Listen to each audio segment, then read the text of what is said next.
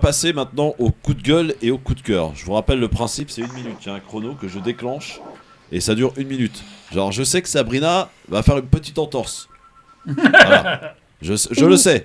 1 minute 9. Voilà. Elle m'a prévenu. Voilà. Au moins, elle m'a prévenu. Donc, je vais quand même déclencher mon chrono. Mais bon, je serai intransigeant uniquement pour cette fois, Sabrina. Attention. Donc, on y va. Sabrina, nous t'écoutons. À toi de commencer. Je déclenche le chrono. On t'écoute. Alors, ni coup de cœur, ni coup de gueule, coup de poing. Honnêtement et contrairement à beaucoup, j'aime bien l'appellation Pantine au lieu de Pantin. Oui, je trouve qu'on ne nous prend vraiment pas pour des pantins, après tout. C'est pas comme si on avait donné le nom d'une rue avec le prénom Khadija. Car comme nous le savons tous, qu'elle fût femme de prophète ou qu'elle soit femme de ménage, le prénom Khadija, Absatou ou encore Anne dérange notre Gargamel national, j'ai nommé Zemmour. Pardon, Anne ne nous dérange pas, vous êtes sûr? Non, parce que quand je vois ce qu'est devenu la ville de Paris, oui, Anne me dérange. Et je parle bien de ville, bien sûr. Quoi qu'il en soit, à la base, ma chronique se voulait pleine d'espoir malgré le montant du pass Navigo.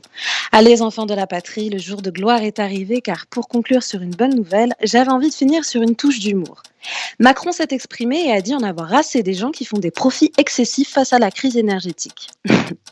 Mystère aller-retour Paris-Qatar. Sans commentaire. Et est-ce que vous savez quand est-ce que Macron a dit cela? À l'occasion de la cérémonie de la galette de l'Épiphanie à l'Élysée. Oui, à l'Élysée. Du coup, je me demandais si le mot laïque, il existait encore dans le dictionnaire 2023, la Larousse. Très bien. Ah bah oui, minute 9, c'est bien, Sabrina.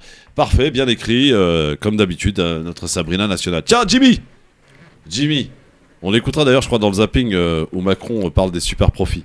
Ça va être une spéciale dédicace pour toi, Jimmy. Bon, est-ce que t'es prêt? C'est un coup de gueule, toi, un coup de gueule. Coup de gueule, total impro. Allez, j'y vais, je déclenche le chrono. C'est parti. Ouais, je reviendrai d'abord, je partirai sur un préjugé qui doit être brisé dès le départ. Je reviendrai sur la définition de ce qu'est le prolétaire. C'est quoi un prolétaire, cher Français? Un prolétaire, c'est une personne qui a uniquement sa force de travail à vendre pour vivre et faire vivre sa famille. Donc deux choses, la majorité des Français sont prolétaires. Deuxième chose, c'est une majorité qui est exploitée par une minorité. La deuxième chose, évidemment, je reviendrai sur le fait qu'une classe sociale, c'est quoi finalement une classe sociale? Une classe sociale, c'est un groupe d'hommes dont les intérêts sont les mêmes. Et vous avez toujours, dans le cadre du capital, une classe sociale dominante, propriétaire des moyens de production et qui exploite, martyrise une classe sociale dominée. La classe sociale dominée, on parle donc des prolétaires. La majorité des Français sont des prolétaires dominés, exploités, martyrisés dans les processus de production. Ensuite, je reviendrai sur les... Alors, il faut arrêter de dire que lorsque vous allez travailler, vous êtes encore des hommes. Moi, quand je vais travailler, je ne suis plus un homme. Ouais. On est des capitaux variables. Et je finirai juste sur ce que disait Ernesto Che Guevara. L'homme meurt pendant les 8 heures dans lesquelles il travaille avant de ressusciter dans ses créations artistiques. Donc soyons des artistes. Redevenons des artistes sociaux. Très bien. Tarek Mami, est-ce que c'est un coup de gueule ou un coup de cœur? Est-ce que je peux reporter mon coup de gueule pour la semaine prochaine? Ah, bien sûr, il n'y a non, pas de mais problème. Comme ça me fera 2 minutes. Ah non. Ah non. Ah non. C'est pas mal comme ça. C'est bien tenté, mais non.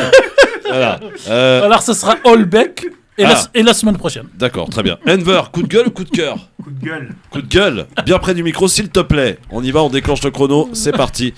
À toi de jouer, mon Enver. Ils disent: à l'heure où les tribunes incendiaires contre les minorités augmentent, je me demande pourquoi nous ne réagissons pas. Quand je dis nous, je parle bien évidemment de toi qui m'écoutes, mais également d'elle, de lui, d'eux. Ces silencieux qui baissent le regard sur la pression des puissants. Qui sont les puissants? Grande question, on ne cesse de parler de complot en désignant tour à tour ceux qui possèdent les médias, ceux qui possèdent les grandes sociétés. Ceux qui. En fait, il y a tellement de désignations, alors qu'en fait, au final, ils sont moins nombreux que nous. Un avantage, je pense, un avantage car ceux des minorités sont unis, alors que, en majorité, nous sommes désunis. Alors, encore une fois, vous me direz, qui sont-ils et qui sommes-nous? J'y viens, ne vous inquiétez pas. À l'heure où des gens meurent encore par moins 10 dehors, nous croyons en de nombreuses choses. Nous croyons au fait que, porter une kippa fait que qu'on est plus riche. Porter, le passeport chinois fait qu'on est également plus riche. Mais la véritable question, c'est où sommes-nous et qui sommes-nous? Que faisons-nous justement pour lutter? Et qui sont-ils? Je pourrais vous dire peu importe, mais le vrai souci est qu'ils disent et nous ne faisons rien. Nous ne disons rien Que sont-ils? Nous, la question c'est qui sommes-nous? Et la réponse est simple, c'est que nous sommes les 99%. Et à l'heure où tout le monde est en train de faire grève, la médecine, mais également les pompiers et toutes ces valeurs de travail qui sont en train de faire grève, je tiens à rappeler à tout le monde que nous sommes les 99%. Merci beaucoup Edver.